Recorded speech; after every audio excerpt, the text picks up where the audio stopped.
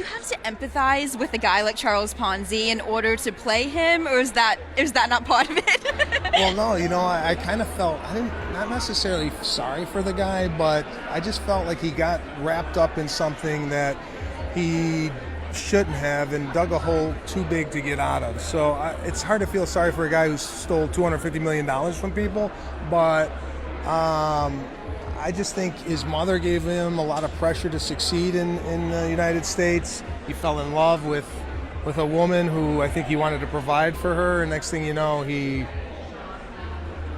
screwed up. A lot. Yeah. Is there something that you learned throughout the process that you were particularly intrigued by and you thought, I need to incorporate this into my performance somehow? This was a really difficult thing for me to do because I've never done acting in a kind of a booth. I've done voiceover work in the past, but really small, at Super Mario Brothers, it was small stuff. But this was like acting with a variety of different people which weren't there. We weren't in the room with these people, so I'm acting to nobody.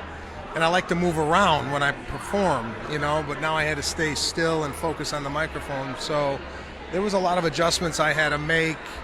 And, to be honest with you, while I was doing it in my head, I'm like, I don't know, is this any good? Because you always question yourself, especially a comedian.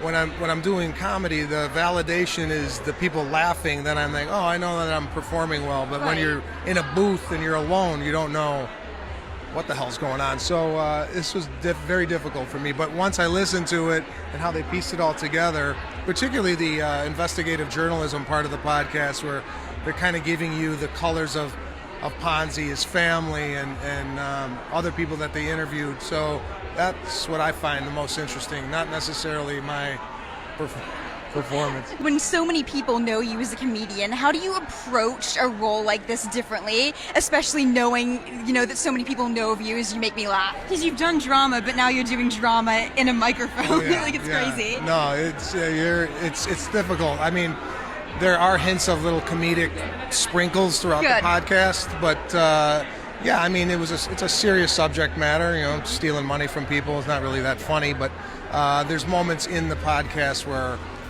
I'll try and say a funny line, or the director told me, do it, and we need a little bit Sebastian on this, so I greased it up a little bit. But other than that, it was kind of a dramatic role, really. No moments for comedy.